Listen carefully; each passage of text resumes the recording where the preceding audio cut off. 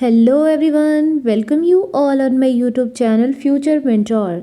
In this video we will discuss about vitamins that is discovered by Funk in 1912. तो आइए हम इस topic को डिस्कस करते हैं विटामिन को, जो कि काफ़ी इम्पॉर्टेंट है हर एक कॉम्पिटिटिव एग्ज़ाम्स के लिए। ठीक है, तो फर्स्ट ऑफ ऑल हम देखते हैं कि विटामिन होता क्या है। तो विटामिन एक ऑर्गेनिक कंपाउंड है, एक माइक्रो न्यूट्रिएंट है जिसकी हमारे बॉडी को ज़रूरत होती है but in a very small amount. ठीक है, और इसीलिए हम इसे माइक्रो न्यूट्रिएंट के नाम से जानते हैं। चूँकि हमारी बॉडी जो है वो विटामिन को खुद से प्रोड्यूस नहीं कर सकती है, इसलिए जो हमारे विटामिन्स की रिक्वायरमेंट्स है बॉडी को वो फुलफ़िल होता है डिफरेंट फूड आइटम से। Since our body is not able to produce it और produce it in a very little amount, so we get it from various food items. ठीक है, हमारी बॉडी इसे प्रोड्यूस नहीं कर सकती और अगर करती भी है तो बहुत कम अमाउंट में करती है। ठीक है, वो भी कुछ ही विटामिन्स है जिसको हमारी बॉडी प्रोड्यूस करती है, इसलिए हमारी जो बॉडी की विटामिन्स की रिक्वायरमेंट है वो हम फूड आइटम से फुलफ़िल करते हैं। For example, if we talk about the vitamin D, its requirement cannot be fulfilled through food items, so our body synthesize vitamin D in the presence of sunlight. अगर हम vitamin D की बात करते हैं तो vitamin D की requirement जो अपने बॉडी को है वो फूड आइटम से फुलफ़िल नहीं होती है, इसलिए हमारी बॉडी जो है विटामिन डी को सिंथेसाइज करती है in the presence of sunlight में। नाउ नेक्स्ट, विटामिन्स को फर्दर कैटेगराइज किया जाता है टू ब्रॉड कैटेगरीज में on the basis of solubility. ठीक है, घुलनशीलता के अकॉर्डिंग जो विटामिन्स है उसको कैटेगराइज किया जाता है फर्दर टू कैटेगरीज में, और वो फर्दर टू कैटेगरीज क्या है? Fat soluble and water soluble vitamin.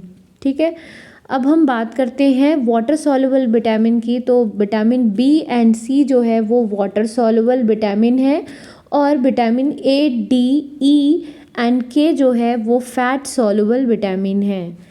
Vitamin C जो कि आपको सिट्रस फ्रूट से मिलता है, जैसे कि आप अभी कोरोना के टाइम पे लोगों को सजेस्ट किया जा रहा था कि आप लेमन ले, विटामिन सी का इंटेक करें क्योंकि ये हमारी इम्यूनिटी को स्ट्रॉन्ग करता है।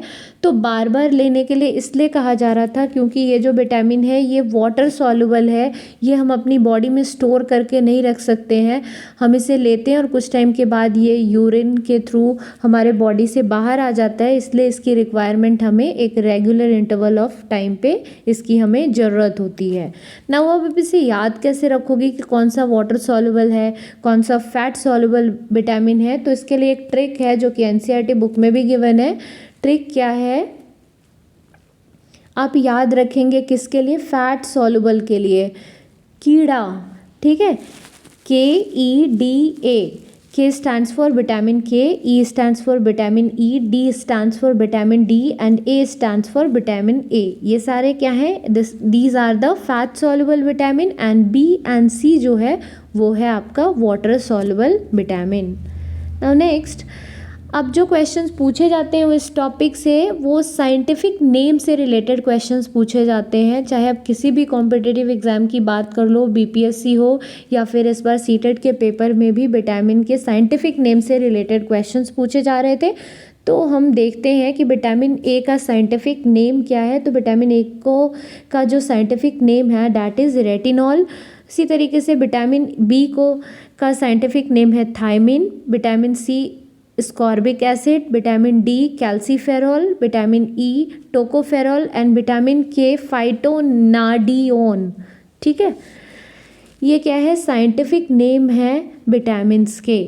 अगर आप बात करोगे तो विटामिन बी, तो विटामिन बी के फर्दर कई मतलब पार्ट्स हैं। लाइक अगर हम बात करें vitamin B1, vitamin B2, vitamin B6, तो ये एक अकेला विटामिन है जो कि ग्रुप को फॉर्म करता है। इसके फर्दर डिफरेंट पार्ट्स हैं जिसकी वजह से हम इसको किस नाम से जानते हैं? बी कॉम्प्लेक्स के नाम से जानते हैं। बी कॉम्प्लेक्स का मतलब क्या है? विटामिन बी का ग्रुप। ठीक है, चाहे हम B1 की बात करें, B2 की बात करें, B6 की बात करें, वो सारे किस में आ जाएंगे, बी कॉम्प्लेक्स में। B complex is the group of different vitamins, group of vitamin B, not different vitamin, group of vitamin B. Now next, vitamin A, जिसका साइंटिफिक नेम क्या है, रेटिनॉल, और ये पाया किस में जाता है, तो it is found in a fish oil, milk, carrot and papaya. और इस विटामिन की डेफिशिएंसी से जो डिजीज़ होती है उसका नाम है नाइट ब्लाइंडनेस एंड जेरोथैल्मिया। ठीक है, अब नाइट ब्लाइंडनेस क्या होता है, जैसे कि हिंदी में रतौंधी कहते हैं, और जेरोथैल्मिया एक ऐसी डिजीज़ है जिसमें क्या होता है कि आपके आँख में टीयर बनना, आंसू बनना ही बंद हो जाता है। नाउ अगर हम बात करें विटामिन बी की, तो इसका साइंटिफिक नेम है थायमिन, और इसके डेफिशिएंसी से जो डिजीज़ होती है वो है बेरी।